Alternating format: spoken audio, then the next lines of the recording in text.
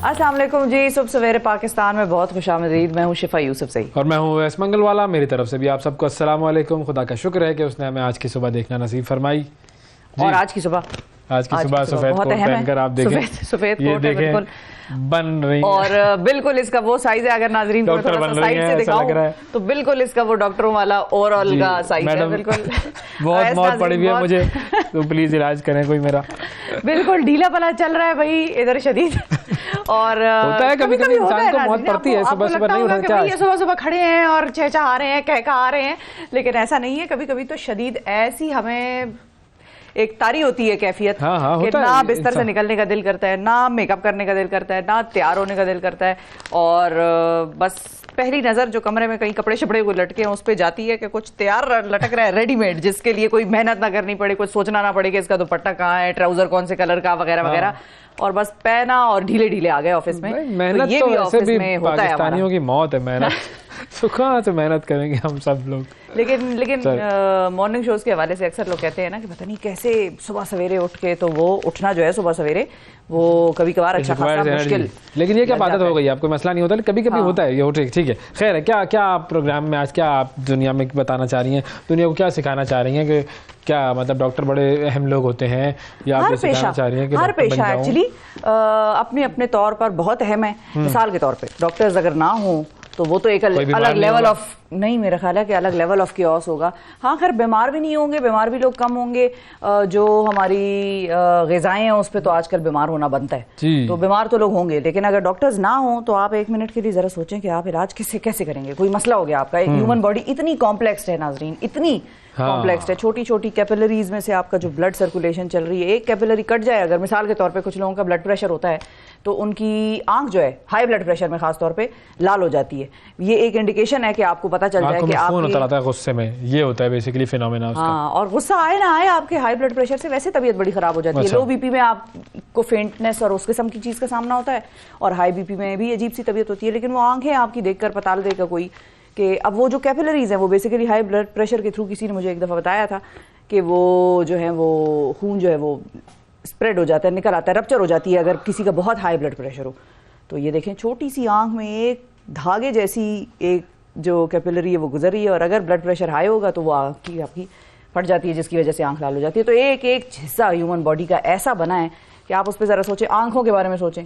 उस दिन मुझे एक आंटी मिली, उन्होंने कहा कि तो आपको लोग बड़े मिलते हैं, कोई आपसे उस दिन कह रहा था, फिर एक आंटी तो लोग मिलते हैं। मैं आपको बताती हूँ उन्होंने मुझे बताया क्या। कहती है सुबह उठी और उनके साथ हुआ ये कि शदीद आंखों में दर्द, शदीद इस कदर आंखों में दर्द कि उन्होंने कहा मैंने आंखों में हाथ रखे हुए और मैं आंखों से हाथ ना हटा सकूं। और कहती है मुझे मेरे बेटे हॉस्पिटल ले गए और डॉक्टर अब इंतजार कर रहे हैं कि ये मैडम हाथ हटाएंगी तो मैं उनको देख के बताऊंगा कि भाई क्या हुआ। वो कहती है कुछ भी कर ले आंखों से मैं हाथ नहीं हटा सकती, और कहती है मैं रोई जाऊं और शदीद तड़प रही हूँ। आप हैरान होंगे सुन के, कहती है कुछ नहीं हुआ, रात को सोई, सुबह उठी और आंखों में शदीद दर्द के साथ हॉस्पिटल पहुंची। उसके बाद क्या हुआ ये तो बता दिया आपने, अगला तो आए। डॉक्टर कहते हैं आपके कॉर्निया पे स्क्रैचेस हैं, किसी बिल्ली ने उनको पंजे मारे कॉर्निया पे। अब नहीं, वो आंटी रहती भी अकेली हैं, तो उन्होंने कहा कि भाई मेरा जो है वो कुछ अजीब सा सिलसिला है और अजीब सा मामला है। उन्होंने कहा कहीं कोई मुक्का लगा, कोई घूसा लगा। कहती है मैं कोई दुश्मनदारी वाली हूँ कि मैं किसी से लड़ाइयाँ करूंगी। फिर उन्होंने कहा कोई एक्सीडेंट हुआ, कहती है कुछ नहीं हुआ, मैं रात को ठीक ठाक बिल्कुल आराम से लेटी सोई और सुबह उठी तो शदीद दर्द तकलीफ। और वो कहते हैं आपके कॉर्निया पे स्क्रैचेस हैं। इसका एक और तरीका जो हो सकता है वो ये हो सकता है, मेडिकल साइंस की क्लास है आज, मैं कहाँ बैठूं मैडम। डॉक्टर ने कहा कि हो सकता है कि आपने रात को आंख बहुत विगोरसली मली हो। तो हर चीज अपनी ह्यूमन बॉडी का जो एक हिस्सा है उसको ध्यान से ख्याल से इस्तेमाल करें। आंखें हम मलते हैं, मजा बड़ा आता है, वैसे जरा दबा के आंखें मलने का मजा बड़ा, एक वो चस्के वाली फीलिंग आती है, लेकिन उससे फिर होता वही है कि कॉर्निया पे स्क्रैचेस और अजीब व गरीब आपकी सूरत हाल में आप मुब्तला हो सकते हैं। तो अपना बहुत ख्याल रखें। ये था आज का काम का लेसन। आज की मेडिकल साइंस की क्लास थी, खत्म हो गई मेडिकल की क्लास, तो फिर हम आगे बढ़े। वो तो एक फीलिंग है, मैंने व्हाइट कोट पहन लिया तो बस वो फीलिंग ही आ गई बिल्कुल। पूरे प्रोग्राम में यही होना है नाजरीन। मैं आप सब की पनाह चाहता हूँ इससे, अल्लाह आप पर रहम करे। मेरी तो खैर है वो बेचारी की आंखों में दर्द था, मेरे कानों में होगा आज मेडिकल की टर्मिनोलॉजी से। 60 सेकंड न्यूज देखते हैं, फिर बात करते हैं आपसे। मुल्क से दहशतगर्दी की लानत का खात्मा करेंगे निगरान वज़ीर आज़म अनवारुल हक काकड़। खतरनाक निपाह वायरस के पाकिस्तान में भी फैलाव का मुमकिन खतरा, अलर्ट जारी। बिजली की कीमत में मजीद ₹3.28 इजाफे की मंजूरी। अखराजात में कटौती और गैस महंगी करने के लिए IMF जायजा मिशन रवा माह पाकिस्तान पहुंचेगा। फैज़ाबाद धरना केस फरीकैन को हक़ाइक़ पेश करने का एक और मौका दे रहे हैं। तहरीरी जवाबात 27 अक्टूबर तक जमा करवाए जाएं, supreme court. Pakistan hockey team Japan के हाथों 2-3 से शिकस्त के बाद एशियन गेम्स में मेडल की दौड़ से बाहर। बरतानिया के स्कूलों में मोबाइल फ़ोन के इस्तेमाल पर पाबंदी आयद। मेक्सिको में तारकीन वतन के ट्रक को हादसा, 10 अफराद हलाक और 25 जख्मी। बांग्लादेशी हुकूमत ने साबिक वज़ीर आज़म खालिदा ज़िया को इलाज के लिए बैरून मुल्क जाने से रोक दिया। चीन की मदद से इंडोनेशिया में पहली बुलेट ट्रेन सर्विस का आगाज। ट्रम्प की तबीयत ठीक है? ट्रम्प की तबीयत तो क्या होना है, वैसे पूछ रही हूँ। अच्छा डॉक्टर साहब, ओके ठीक है। ट्रम्प की तबीयत भाई अजीब मसाइल चल रहे हैं उसके साथ, बड़ी मुसीबत में वो फंसने वाला है। कई $100 मिलियन का उसके ऊपर जो है ना वो जुर्माना हो सकता है, उसकी जायदाद भी जब्त हो सकती है। और न्यूयॉर्क के जो अटॉर्नी जनरल है लेटिया जेम्स, उन्होंने मुकदमा किया हुआ है उसके ऊपर, और 2022 में उसके खिलाफ मुकदमा किया था ये। और बेसिक ये मुकदमा क्या है ये हम जान लेते हैं ना। सोबिया चीमा हमारी जो अमेरिकी नुमाइंदा है उनसे पूछ लेते हैं। जी सोबिया बताइए, ये ट्रम्प की क्या सूरत हाल है? जी बिल्कुल, अमेरिका में न्यूयॉर्क की एक अदालत ने साबिक सदर डोनाल्ड ट्रंप को धोखाधड़ी और फ्रॉड में मुलव्वस करार दे दिया है। अदालत के जो जज है आर्थर एंग्रॉन, उन्होंने अपने फैसले में कहा है कि साबिक सदर डोनाल्ड ट्रंप और उनकी कंपनी जो है वो उन्होंने अपने असासों की जो मालियत है उनको बढ़ा चढ़ा कर पेश किया है। और इसके अलावा उन अदालत ने फैसले में ये भी कहा है कि सदर डोनाल्ड ट्रंप जो है वो इस दावे को भी साबित करने में नाकाम रहे हैं, जिसमें उन्होंने ये कहा था कि उनकी प्रॉपर्टी को खरीदने के लिए जो है वो ख्वाहिशमंद खरीदार जो है वो सऊदी अरब में मौजूद है। मैं आपको जो है इस मुकदमे की थोड़ी तफसीलात से आगाह कर दूं कि सितंबर 2022 में न्यूयॉर्क के जो अटॉर्नी जनरल है लेटिशिया जेम्स, उन्होंने साबिक सदर डोनाल्ड ट्रंप पर ये इल्ज़ामात आयद किए थे कि उन्होंने अपने असासा जात की जो मालियत है उसको तकरीबन $2.2 अरब जो है वो बढ़ाकर बताया ताकि वो एक अच्छी बिजनेस डील जो है वो हासिल कर सकें। जबकि डोनाल्ड ट्रंप के वकला ने इस बात को मुस्तरद किया था और कहा था कि इस रकम को जो है वो बताने में किसी किस्म की मुबालगा आराई से काम नहीं लिया गया, बल्कि सदर डोनाल्ड ट्रंप ने ये रकम जो है बतौर विजनरी रियल स्टेट डेवलपर के तौर पे समझी थी। और उस वक्त जो है सदर डोनाल्ड ट्रंप की जानिब से जो है इस मुकदमे को नाकाबिले समाअत करार देने के बारे में भी जो एक दरख्वास्त अदालत में दायर की गई थी, जो कि अदालत ने उस वक्त मुस्तरद कर दी थी।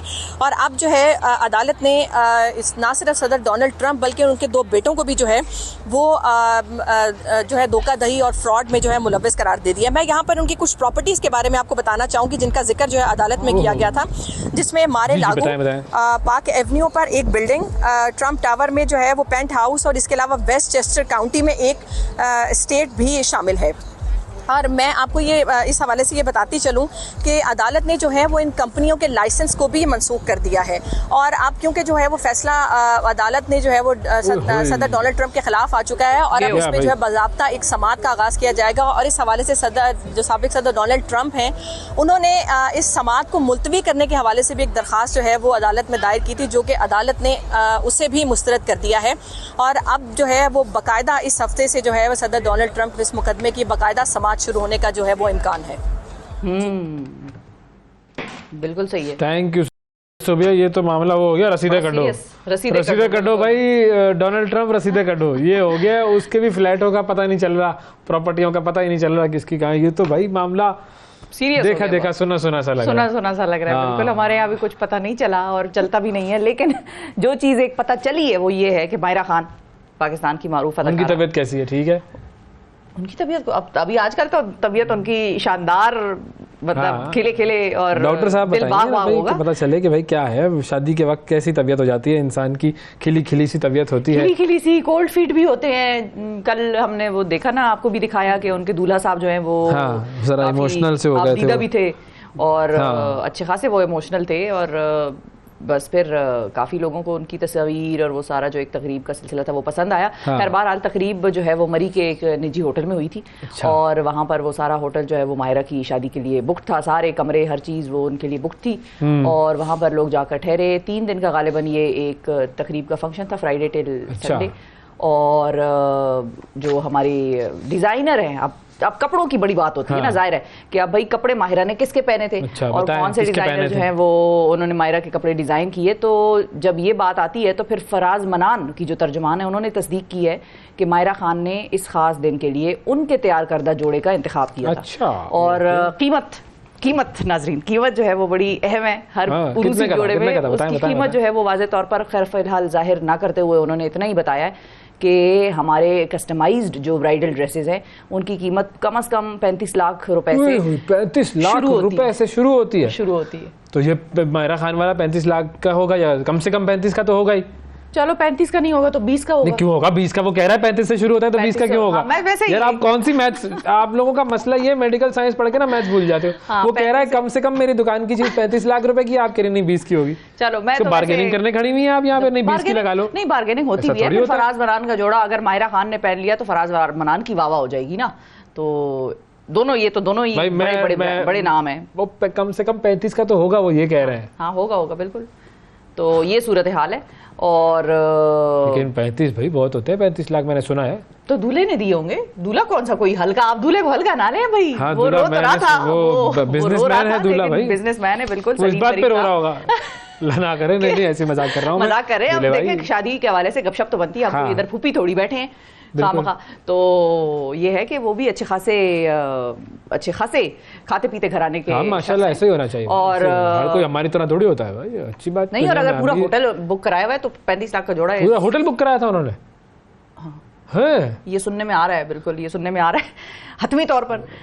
तकरीबन 200 कमरे जो हैं, जाहिर है जितने कमरे उस होटल में थे तकरीबन बुक करा लिया। तो सारे गेस्ट जो थे वो ऐसे भी होती है शादियां, ऐसी भी होती हैं शादियां जिसके पास माल हो। वही तंबू में नहीं होता, तंबू में बुला लिया बस, आ जाओ भाई चलो। तो इन्होंने तंबू की सेरेमनी तो बाहर वो ओपन एयर तंबू ही था, बस तंबू ऊपर नहीं लगा था लेकिन था वो ओपन एयर ही। और ये जो दूल्हे भाई जो है उन्होंने किसका जोड़ा पहना था? उन्होंने जो है यूसुफ बशीर कुरैशी स्टूडियो जो है वो यूके यूसुफ बशीर कुरैशी क्या होता है वो? YBQ। हाँ, यूसुफ बशीर कुरैशी उन्होंने उनका लिबास जो है उनको उसको मुंतखब किया था। और गुड जबरदस्त। अच्छा, लेकिन इनकी मुझे एक चीज अच्छी लगी, जो इनके कलर कॉम्बिनेशन की जो सिलेक्शन थी। माहिरा का तो चलने था ही आइस ब्लू किस्म का, लाइट ब्लू के कलर का ड्रेस, लेकिन जो उन्होंने मैच किया उनके साथ, उन्होंने कोई गुलाबी या उस किस्म की पगड़ी जो आमतौर पर हम देखते हैं कि बड़ी लाइट ब्लू पगड़ी। मुझे I like the light blue पगड़ी। सलीम करीम साहब, ये अब इस्तेमाल हो गई ना, अब इससे ले लेंगे। चलो यार आपने तो इस्तेमाल कर ली, पहनेगा कौन? देखते हैं, ढूंढते हैं कोई बंदा, कोई ढूंढते हैं पहनने के लिए, क्या मसला है। तो ये है जी, नीलामी करेंगे इसकी। माइकल जैक्सन की टोपी कितने में नीलाम हुई थी? वाकई करोड़ों में जी। एक तो ये 35 लाख रुपए की जो आप जिक्र कर रहे हैं ना, ये बड़े महंगे ड्रेस होते हैं। और मुल्क में महंगाई की शरह आपको पता है बढ़ चुकी है, 31.44 तक पहुंच चुकी है महंगाई की शरह। कल तो एक और खबर आई थी अच्छी खबर, वो आप लोगों ने नहीं सुनी क्या? बिजली की कीमत बढ़ चुकी है। अभी बताते हैं जी। हाँ। पाकिस्तान में गुज़श्ता महीने जो है वो महंगाई की जो शरह है उसमें 2% इजाफा हुआ है और 31.44 हो चुकी है। ये इदारा शुमारियात की रिपोर्ट है। सितंबर के महीने में शहरी इलाकों में महंगाई की शरह में 1.67% इजाफा हुआ है। और प्याज जो है वो 39.3, दाल सब्जियाँ 19.8, चीनी 10.8, सब्जियां भी ना खाओ, ये सब जो है वो महंगा हुआ है। मोटर फ्यूल जो है वो 11.3, ईंधन 9.2% महंगा हुआ है। ट्रांसपोर्ट चार्जेस 4.2% बढ़े हैं। और 2022 से 2023 तक के दरमियान जो 163% इजाफा हुआ है बिजली की कीमतों में जी।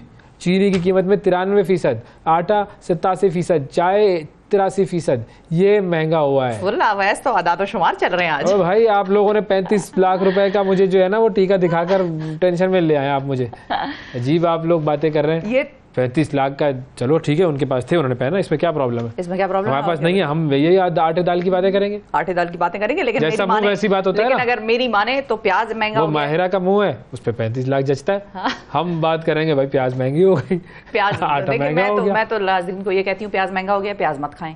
दालें महंगी हो गई हैं, दालें मत खाएं। बिजली महंगी हो गई है, बत्तियां बुझा कर बैठे घर में, क्या जरूरत है बल्ब लगाने की जी। और जहाँ पर कोई और चीज, ट्रांसपोर्ट महंगी हो गई है तो घर से बाहर ना निकले, अंदर बैठे रहें, पैदल जाएं, चलो पैदल चले जाएं, सेहत बनेगी। और आम तौर पर तासुर ये है कि भाई हम क्या करेंगे, तो हम कुछ भी ना करें, हम बस हवा खाएं, हवा पिए और हवा भी लगेगा, टैक्स लगेगा इंशाल्लाह, देखना। हवा खाएं, हवा पिए, और हवा पे जिए। अभी तो एक और काम होने वाला है, मोबाइल फोन सिम जो है बिल्कुल बड़े पैमाने पर एक क्रैकडाउन शुरू हुआ है और ये तो खैर होना भी चाहिए था। दोबारा तस्दीक होगी सबकी, क्या वो जी बायोमेट्रिक्स दोबारा होंगे। और उसकी वजह क्या है? उसकी वजह ये है कि खैबर पख्तूनख्वा समेत मुल्क भर में मोबाइल सिम्स जो हैं उनकी दोबारा तस्दीक का फैसला कर लिया गया है।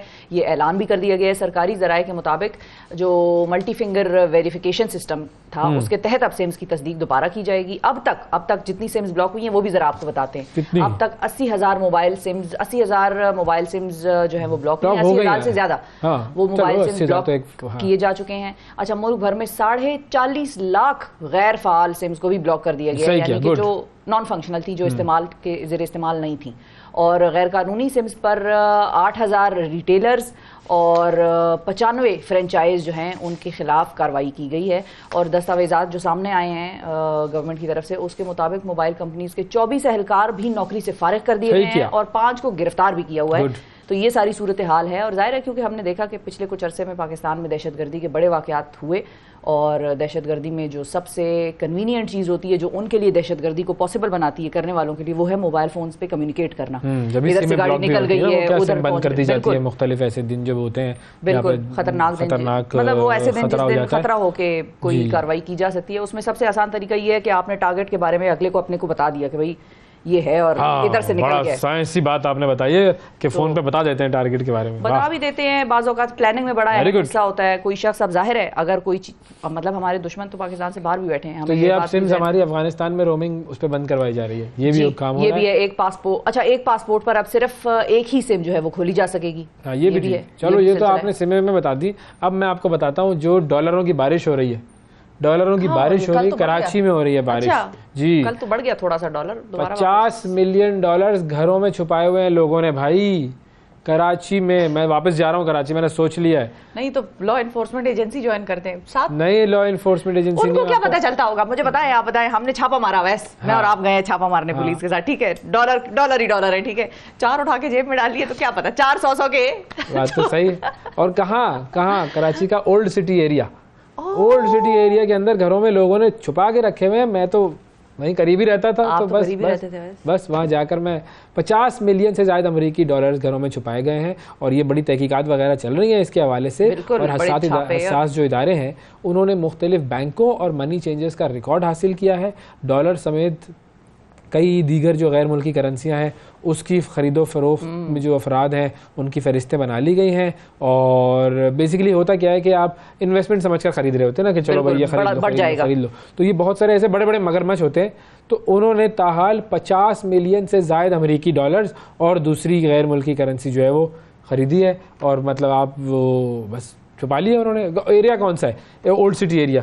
आप अगर कराची तो आप गई है ना, आपने देखा है, जैसे लियारी है, ठीक है, लियारी का एरिया है। खारादर, मीठादर, सदर वालों, अल्लाह अल्लाह सदर क्या पता नाजरीन, क्या पता अवैस के घर से भी कोई निकल, मतलब मैंने तो कुछ नहीं कहा, मैं तो वैसे ही सिर्फ सोच रही थी। सोचने पे तो नहीं है ना। नहीं निकलेंगे मेरे घर से डॉलर, बिल्कुल मैं इस बात का इकरार करता हूँ। 100 डॉलर निकलेंगे पूरे, उससे ज्यादा एक निकले तो मुझे कह देना। हाँ, लेकिन देखिए इसमें एक और चीज भी है कि एक है ब्लैक में डॉलर की खरीदो फरोख्त होनी, अनडिक्लेयर्ड जिसको कहते हैं, जिस पर टैक्स पे ना किया गया हो। कुछ एक आपकी इनकम का हिस्सा वो है जिस पे आपने टैक्स पे किया, उस पे टैक्स पे करके आपने उसको वाइटन किया, और उसको वाइटन करने के बाद आपका ये हक बनता है कि अगर आपको जरूरत है आप तो फिर आप खरीदें। और आप जाहिर है अपनी वो इनकम डिक्लेयर भी करेंगे, टैक्स गोशवारों में उसका जो है इंदराज भी करेंगे। बाय द वे, टैक्स गोशवारों से याद आया कि टैक्स गोशवारों की जो डेट है वो भी आगे कर दी गई है। पहले वो मेरा ख्याल है 30 सितंबर को उन्होंने ऐलान किया कि हम नहीं बढ़ा रहे। 29 सितंबर को उन्होंने ऐलान किया कि हम डेट नहीं बढ़ा रहे, और 30 सितंबर को ऐलान किया कि हमने बढ़ा दिया। बिल्कुल, कौन लोगों भाई एक फैसला कर लो, एक बात कर लो यार, तुम लोगों से इतनी चीज नहीं होती। हर साल का पता है सबको कि ये 30 सितंबर के बाद 31 अक्टूबर होती है। ड्रामे करवा लो इनसे। होती क्यों है वैसे? ताकि लोग मजीद टैक्स फाइलिंग कर सकें। अच्छी बात है, लेकिन मतलब यार कोई तरीका होता है, हम नहीं कर रहे, अच्छा कर ली, टेंशन दे देते हो खामखा। जो करने वाले हैं, गोशवारे भरने वाले, जमा कराने वाले, उनको टेंशन हो जाती है। जिन्होंने नहीं करा, बहरहाल अब उनके घरों पे जा रही है पुलिस और डॉलर निकलवाएगी वहां से।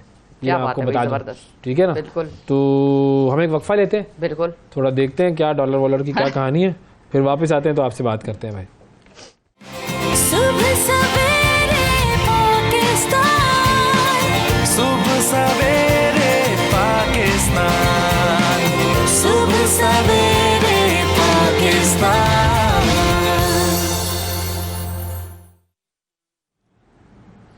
वेलकम बैक जी। महंगाई बहुत हो गई है, 35 लाख के जोड़ों की तो बातें हो गई, ठीक है।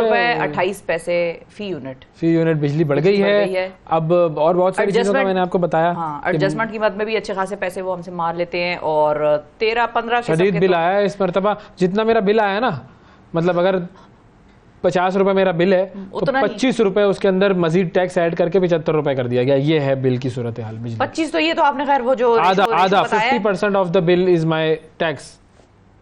अंदाजा लगाएं ये किधर से आ रहे हैं ये टैक्स, और उसमें बहुत सारे ऐसे हैं जिनका हमें पता भी नहीं है कि क्यों दे रहे हैं हम और किस चीज़ के लिए दे रहे हैं। खैर बहरहाल महंगाई बढ़ गई है और हमने आपसे पूछना ये है कि महंगाई ने जहां मुआशी तौर पर अवामी जो सरगर्मी है उनको, अवामी सरगर्मियों को सुस्त कर दिया है, घरेलू बजट को टाइट कर दिया है, ख़वातीन को सोचने पर मजबूर कर दिया है कि जहां एक बोरी आटे से पूरा घर चल जाता था, अब उसी एक बोरी आटे को किस तरह से चलाते रहना है ताकि वो घर की जरूरत को पूरा कर सके, और इसी तरह और भी बहुत सारी चीजें। अब आपने हमें कॉल करनी है, बताना क्या है? बताना है कि भाई आप कैसे महंगाई से बचने के लिए क्या इकदाम कर रहे हैं, क्या चीज कर रहे हैं, कुछ हमें समझा दें, कोई हमें आइडिया दे दें, कोई यूनिक बातें, कोई ऐसी चीज जो आपने की हो या मजबूरन हम फायदा उठा सके। हम जाती तौर पर मैं और अवैस हम फायदा उठा सके, आप और दूसरे लोग भी फायदा उठा सके जो हमारा प्रोग्राम देख रहे हैं। इसमें कोई ऐसा हम फायदा उठाने से मना नहीं करेंगे। जो महंगाई से परेशान है वो महंगाई से बचने के लिए टोटके हमें बताए। अब देखें ये जैसे इस्त्री हो रही है, इस्त्री करने का टोटका मैं आपको बताऊं, सस्ते आवर्स में करें, सस्ते आवर्स में कर लें, आवर्स में ना करें, 5 से 11 बजे तक ना करें। जो काम करना है इस्त्री का 5 बजे से पहले कर लें, ताकि आपको बिजली के जो पीक आवर्स हैं उसके अंदर इस्त्री क्योंकि ज़्यादा बिल ले रही होती है तो वो मामला उसका ज़रा अच्छा। जो लोग अभी एक और बात भी मैं आपको बताती हूँ, उस पर गहरी नज़र आपने रखनी है। लेकिन सरदार अवैस साहब हैं मानसेरा से हमें कॉल कर रहे हैं। अस्सलाम वालेकुम जी। अस्सलाम वालेकुम, क्या हाल है जी आपके? बिल्कुल ठीक है जी। आपकी तरफ भी महंगाई है मानसेरा में? जाहिर है जी, हम भी मुमलिकत खुदा दाद पाकिस्तान का हिस्सा है तो महंगाई का शिकार तो हम भी हैं। क्या बात है, कितना शिकार है आप जी? कितना शिकार हैं आप महंगाई का? जितना आप दारुल हुकूमत वाले हैं उससे डबल हम क्योंकि नहीं, दारुल हुकूमत में सदा महंगाई है। यहाँ पर कुछ लेने जाओ ना, वो महंगी चीज बताता है, मैं उससे कहता हूँ भाई ये इतनी महंगी क्यों है, कहता है इस्लामाबाद है जी। मुझे समझ में नहीं आया कि ऐसा क्यों करते हैं, ये अजीब मसला है। इस्लामाबाद में बस समझ में नहीं आया वैसे। लेकिन आप बताएं कि आप महंगाई के दौर में बचत का कौन सा तरीका अपनाने की कोशिश करते हैं, थोड़ा सा सिखाएं हमें। कोशिश ही कर सकते हैं, अब कोशिश के अलावा तो कुछ रहा नहीं हमारे पास। हाँ तो क्या है कोशिश में बताएं। जेब में कुछ बचेगा तो कोशिश करेंगे ना, कोई तरीका है ही नहीं इस दौर में। मतलब इनकम आपकी जो है वो कम है और आपके जो एक्सपेंसेस हैं वो ज्यादा है। हाँ। मतलब महंगाई रोज बरोज बढ़ रही है, जब इनकम जहाँ पे है वो वहीं पे वो नहीं बढ़ रही, तो इसमें बचत तो नहीं, उल्टा कर नहीं। लेकिन आपने क्या बिजली इस्तेमाल कम करना शुरू कर दी, आटा कम खाना शुरू कर दिया, चावल कम कर दिए, क्या किया? कुछ ना कुछ तो किया होगा ना, इंसान कुछ करता है, हाथ पांव तो मारता है। आटा चावल तो खैर नहीं किया, वो तो जरूरत है, उसी के लिए हम सारी तगदो कर रहे हैं। लेकिन बिजली की जहाँ तक आपने बात की, तो चूंकि अब मानसेरा में सर्द मौसम आ चुका है, सर्दियां अब, तो अब बिजली की बचत वैसे ही कम होगी। तो हमने पहले से बिजली की जो उसका जो खर्च है वो बहुत कम कर दिया, क्योंकि अब सर्दियां आ गई हैं, इतनी जरूरत नहीं पड़ती बिजली की। लेकिन अब गैस का मसला शुरू हो जाएगा और वो अभी इस साल गर्मियों में भी शुरू हुआ था। अच्छा, जो बहुत शुक्रिया अदा करेंगे जरा आपका, आपने वक्त निकाला। जो मैं नाजरीन को कह रही थी वो ये है कि पाकिस्तान के कवानीन के मुताबिक, और ये मुतादिद शहरों में ये कवानीन लागू हैं, और वो ये हैं कि जो गैस जो खींचने के जो होती हैं ना मशीन्स, जी, गैस को सक करने वाली जो मशीन्स होती हैं, जो कि लोग प्राइवेटली अपने घर में लगा लेते हैं, ताकि कंप्रेसर्स, बिल्कुल, ताकि हमारे घर में प्रेशर गैस का ज्यादा आए, और दूसरे के घर में और दूसरे के घर में गैस ही ना आए। चोरी बेसिकली इसको कहते हैं, चोरी। तो ये चीज जो है पाकिस्तान के कवानीन के मुताबिक गैर कानूनी है और इलीगल है। तो अगर आपके आस पड़ोस में कोई लोग, और ये मत ज़हन में रखिए, अगर आपने भी लगाई हुई है तो भी, हाँ, तो आप भी खैर मनाइए और आपकी भी शामत आ सकती है। हमारे बहुत सारे जानने वालों ने लगाई थी, उधर मिल रही थी कराची में, बहुत सारे लोगों ने लगा ली। बाद में हमें पता चला कि हमारे अपार्टमेंट में लोगों ने लगाई हुई है, अब हमारे यहाँ गैस आ नहीं रही, बाकी लोगों के यहाँ पे आ रही है। तो बेसिकली वो जो गैस सब में डिस्ट्रीब्यूट होनी थी वो हमने चोरी कर ली, तो हम सब चोर हैं बेसिकली। बिल्कुल। तो ये काम, अगर ये चोरी कोई आपके आसपास इलाके में कर रहा हो तो आपने फौरन अपनी अथॉरिटीज को बताना है, फिर आप देखें उसके साथ होता क्या है। और ये इसलिए नहीं कि हम किसी का नुकसान कराएं, इसकी वजह ये है कि एक चीज़ गैर कानूनी है, दूसरों को नुकसान पहुंच रहा है, आप उसका फायदा उठा रहे हैं, और जितनी गैस आपके पास आनी थी उस पल उससे खींच रहे हैं, और बाकी लोग बेचारे सर्दी में ठिठर ठिठर के मर जाएंगे। तो ये सारी सूरत हाल है। सद्दाम हुसैन है हमारे साथ जी, कॉलर जी। अस्सलाम वालेकुम। वालेकुम सद्दाम साहब, कैसे हैं आप? जी अल्लाह का शुक्र, मैं ठीक हूँ, आप कैसे हैं? हम बिल्कुल ठीक ठाक। हालात ठीक हैं? जी अल्हम्दुलिल्लाह बेहतर है। मौशी हालात ठीक है आपके? पेट्रोल कम हो गया, खुश हो? 8 रुपए पेट्रोल कम हुआ है।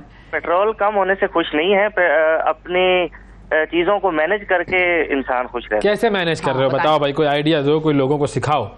मैनेज करने के बहुत सारे तरीके हैं। देखें, जैसे जैसे महंगाई हो रही है वैसे वैसे अपना लाइफस्टाइल को थोड़ा सा चेंज करना पड़ेगा हमें। मतलब फजूल खर्ची, जो बहुत सारी चीजें फजूल खर्ची में आती हैं। जैसे सबसे पहले फजूल खर्ची हम लोग बहुत ज्यादा होटलिंग करते हैं, घरों के खाने छोड़ के होटलिंग करते हैं, उससे बचें। सही है। अगर पहले आप महीने में 4-5 दफा करते हैं तो चले आप करें जरूर फैमिली के साथ, दोस्तों के साथ, लेकिन उसको कम करके 2 दफा कर रहे हैं। ठीक है सदाम साहब, आपने बड़ा जबरदस्त फॉर्मूला बताया है। सुबह सवेरे पाकिस्तान, सुबह सवेरे पाकिस्तान, सुबह सवेरे पाकिस्तान। वेलकम बैक जी, सुबह सवेरे पाकिस्तान में एक मरतबा फिर खुशामदीद। अब बात करते हैं कुछ ज़रा सियासी मामलात की, और सबसे ज़्यादा गर्म मामला, सबसे ज़्यादा जिसको आप कहते हैं कि एंटिसिपेशन वाला मामला, वो है जनाब नवाज शरीफ साहब की वापसी। पाकिस्तान मुस्लिम लीग नून के कायद जनाब नवाज शरीफ साहब 21 अक्टूबर की टिकट कटवा चुके हैं। इत्तेहाद एयरवेज़ की वो फ़्लाइट है जो कि शाम को 21 तारीख को पहुँचेगी, और इन्हीं हवाले से हम बात करेंगे। राना एहसान अफजल साहब PMLN से हमारे साथ रहनुमा है उनके। अस्सलाम वालेकुम सर। वालेकुम सलाम। बहुत शुक्रिया सर, आपने वक्त निकाला प्रोग्राम के लिए। सबसे पहले तो ये बता दें कि अब जाहिर है उनकी वापसी की सारी प्लानिंग चल रही है और उनके इस्तकबाल की भी प्लानिंग चल रही है। किस किस की क्या क्या जिम्मेदारियां अहम को पार्टी में क्या क्या चीज़ किस किस के हवाले की गई है कि भाई तुमने ये मामला देखना है, आपने ये चीज़ देखनी है? देखें ओवरऑल पार्टी को मुतहरक किया गया है। जितने भी हमारे विंग्स थे, जिस तरह विमेन विंग थे, प्रोफेशनल विंग्स थे, MSF थी, यूथ विंग थी, सारों को रीऑर्गेनाइज किया गया है, उनको टास्क दी गई हैं। इसी तरह जितने भी MNAs, MPAs जो पार्लियामेंटेरियंस रह चुके हैं साहब का, और जो टिकट होल्डर्स हैं, हर एक को जिम्मेदारियां दी गई हैं। इसको हम डिस्ट्रिक्ट लेवल पे, डिवीजन लेवल पे कोऑर्डिनेट करेंगे। तो एक पूरी जमात जो है वो रैली करेगी। कॉर्नर मीटिंग्स जो हैं वो स्टार्ट हो चुकी हैं, मुख्तलिफ जगहों पे जलसे हो रहे हैं। तो डेली बेसिस पे जो इनपुट आ रही है मुख्तलिफ ऑल अक्रॉस पाकिस्तान, 20 बल्कि दर्जनों जगहों पे एक्टिविटीज़ जो हैं वो चल चुकी हैं, स्टार्ट हो चुकी हैं, क्योंकि हम समझते हैं कि ये पाकिस्तान की उम्मीद बन के मियाँ नवाज शरीफ वापस आ रहे हैं, और उनको एक हिस्टोरिक वेलकम देना जो है वो बड़ा ज़रूरी है। और उसके साथ साथ ये हमारी इलेक्शन कैंपेन का आगाज़ भी होगा 21 अक्टूबर से। तो हर लिहाज से पार्टी जो है इसको प्लान भी कर रही है। अच्छा सर, ये जी अभी तक तो बहुत सारे लोगों को यकीन नहीं आ रहा कि वो वाकई वापस आ भी रहे, क्योंकि लतीफ़ खोसा साहब ने भी अभी बयान दिया है कल ही कि जी नवाज शरीफ साहब वापस नहीं आ रहे हैं। तो ये इसमें अभी तक कोई इब्हाम मौजूद है क्या? देखें, जब नवाज शरीफ साहब इंशाल्लाह बोर्ड भी कर जाएंगे फ्लाइट, तो तब भी कुछ ऐसे लोग होंगे जिनको यकीन नहीं आ रहा होगा कि वो वापस आ रहे हैं, लेकिन वो वापस आ रहे हैं 21 अक्टूबर को। तो पार्टी मुतहरक है, बिल्कुल इस लिहाज से क्लैरिटी है, 100% क्लैरिटी है। सही है। अच्छा, एक और चीज का भी यकीन नहीं आ रहा लोगों को। सही है। वो एक और चीज ये है जिसका यकीन नहीं आ रहा लोगों को कि शादरा में मुस्लिम लीग नून का जलसा, यानी कि लाहौर शहर, तख्ते लाहौर इसको कहा जाता था, इस शहर में मुस्लिम लीग नून का जलसा और इतने हल्की आवाम की आमद, ये भी लोगों को समझ नहीं आ रही, यकीन नहीं आ रहा। क्योंकि देखें, लोग कहते हैं कि भाई वो दूर दराज के इलाकों से नहीं आ रहे थे। एक जलसा होता है एक शहर में, चाहे वो शादरा है, कहीं भी है, लेकिन इतनी बड़ी पार्टी का जलसा जिसने उस सूबे को होल्ड किया हो, जिसकी उस सूबे में सालों सालों हुकूमतें रही हों, तो उनके लिए तो ये थोड़ी है कि वो शादरा का एक जलसा है, वो तो फिर हर तरफ से ही लाहौर के लोग आएंगे वहाँ पर। ये क्या हुआ, इन जलसों की क्या सूरत हाल है? नहीं, देखें, ये पहला और आखिरी जलसा नहीं है, और ये कोई लाहौर का जलसा नहीं था। ये एक हल्के का NA की एक्टिविटी थी, जिस तरह वर्कर कन्वेंशन या पॉलिटिकल एक्टिविटी या कॉर्नर मीटिंग या जलसा कह लें आप, हल्के का ये वो था। और इस तरह क्योंकि मरियम बीबी ने प्लान किया है कि वो हर हल्के में जाएंगी, इसके साथ साथ दीगर जो लीडरान हैं वो भी हर हल्के में जाएंगे। तो इस तरह के जो जलसे एक नहीं हो रहा, हमारा दिन में ये 30-30, 40-40 जलसे इस तरह के हो रहे हैं ऑल अक्रॉस पाकिस्तान। तो ये हर हल्के में एक्टिविटी चल रही है। तो ये भी उसी तरह की एक्टिविटी थी। ये बिल्डअप है, ये प्रेपरेटरी वर्क है टुवर्ड्स 21 अक्टूबर, और ये इसको जो पोर्ट्रे किया जा रहा है कि पता नहीं ये लाहौर का जलसा था या कैसा था, ये एक आप इसको कॉर्नर मीटिंग कह लें जो बढ़ के एक जलसा नुमा हो गई विद इन कॉन्स्टिट्यूएंसी। किसी को नहीं कहा गया दूसरे हलकों से कि वो इधर आए, ये उस लोकल एरिया की एक्टिविटी थी। और ये बल्कि हदायत है कि ये जो लोकल एरिया की एक्टिविटी है वो लोकलाइज्ड हो, ताकि हम उस एरिया को मोबिलाइज करें बजाय के बाहर से लोग आए। तो ये हम हर एरिया वाइज जो है, हर यूसी वाइज, हर पीपी वाइज, इवन के हम वार्ड तक जो है वो एक्टिविटीज कर रहे हैं, तो ये आपको नजर आएंगी। ये तो ये सिर्फ शुरुआत है जी। तो ये फिर इस तरह के ऐलानात की ज़रूरत क्यों पेश आ रही है कि बंदे आए तो मोटरसाइकिलें पाएं, मोटरसाइकिलों का इनाम दिया जा रहा है?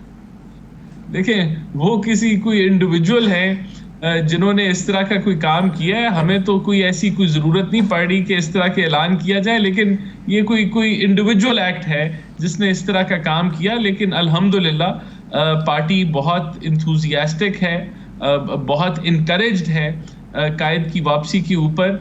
और आप इसके देखें रिजल्ट हर रोज आप देखेंगे, एवरी डे हमारा सोशल मीडिया अपलोड कर रहा है एक्टिविटीज को, और ये बिल्डअप हो रहा है। और 21 को it will be a historic welcome. हमें किसी को कोई लालच देने की जरूरत नहीं है कि वो हमारे जलसों में आए, लेकिन वो एक लोकल लेवल पे कोई ये तो चलो उसने अपने तौर पर कर लिया बंदे ने, ऐसे ही उसने वो क्या कहते हैं वो पंजाबी स्टाइल में वो कहते हैं ना, शुरली उसने छोड़ दी। बिल्कुल, तो वो चलो ठीक है, वो भी पॉपुलर हो गया। आपने नहीं उससे कहा कि भाई मैं भी इतने बंदे लेकर आऊंगा, इधर तो डील भी चल सकती है ना। वो खुद जाने के लिए तैयार है उसकी ऑफर में। तो अल्हम्दुलिल्लाह कोई लोग अपनी खुशी से, अपनी मर्जी से और मियाँ साहब को वेलकम करने खुद जा रहे हैं। लेकिन अगर कोई ओवर एक्टिव हो रहा है, कोई इनकरेज करना जा रहा है, वो उसका अपना अमल है, ये कोई पार्टी पॉलिसी नहीं है। एंजॉय कर रहे हैं, सही, अच्छा है, अच्छा है। मतलब लोगों की मोहब्बत है जी अपने कायद से। अच्छा, एक चीज और, आप लोगों ने ऐप बना ली है कि भाई जो मीनार पाकिस्तान में वो नहीं पहुंचेगा तो ऐप से पता लग जाएगा। तो ये तो मेरे ख्याल में थोड़ा सा अब आप लोगों को कुछ शायद स्ट्रेस है कि शायद लोग ना आए, तो आप लोग फिर उनको रेप्रिमांड करें कि देखो भाई ऐप ने तो शो कर दिया, तुम तो घर बैठे हुए थे।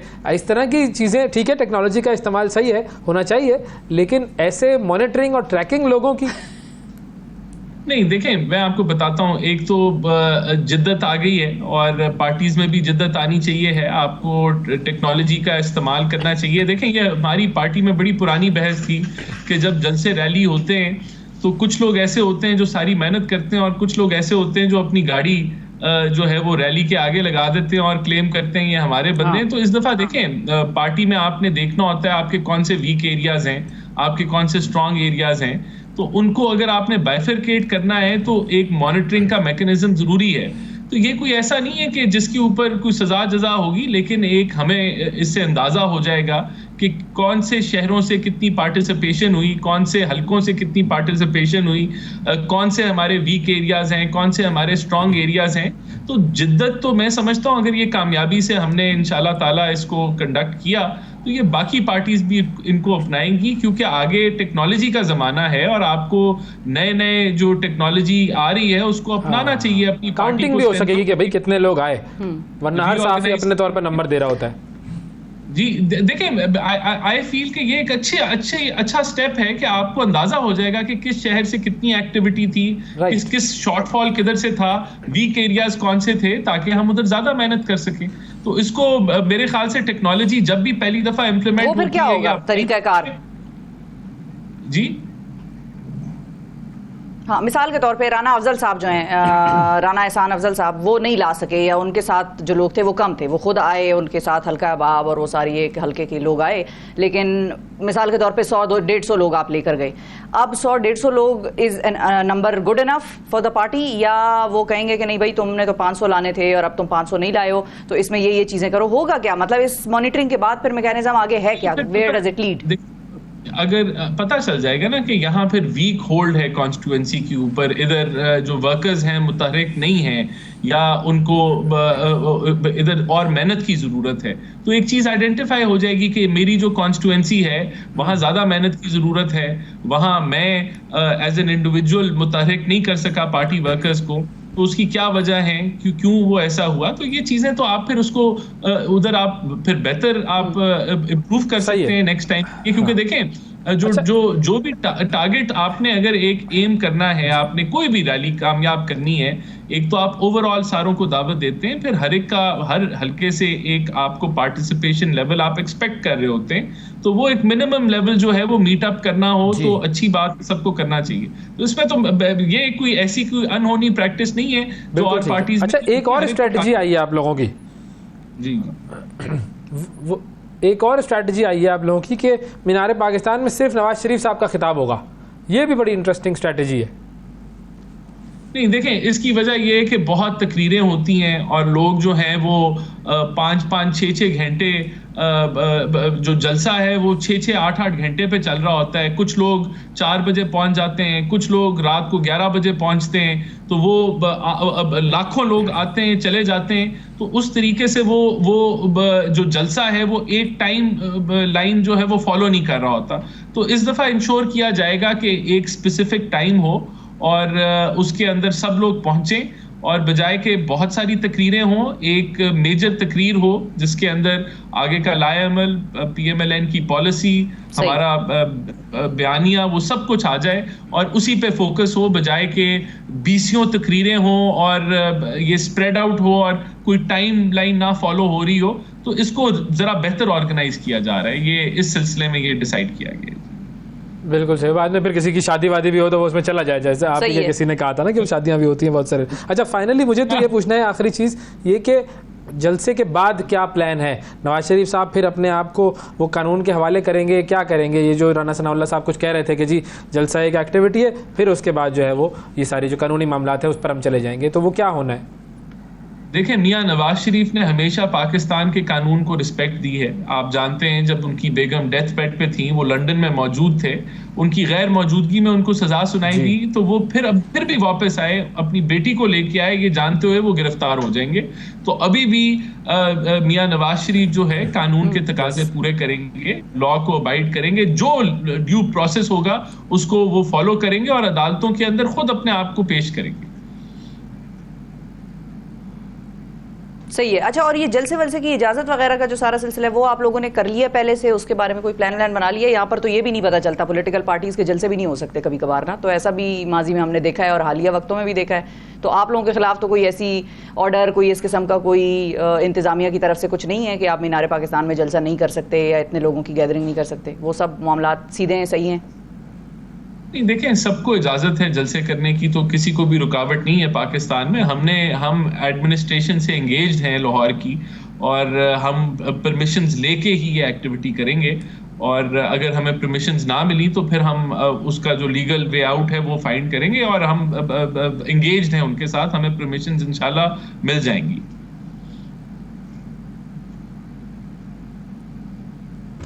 ठीक है जी, थैंक यू सर, बहुत शुक्रिया अदा करेंगे आपका। और नवाज शरीफ साहब की वापसी के हम सब मुंतज़िर हैं कि वो आएँ और फिर देखते हैं कि वो क्या कहते हैं। थैंक यू जी। राना एहसान अफजल साहब हमारे साथ मौजूद थे पाकिस्तान मुस्लिम लीग नवाज से। नाज़रीन, आज के प्रोग्राम में इतना ही, आपसे कल फिर मुलाकात करेंगे, उस वक्त तक के लिए इजाज़त दीजिए।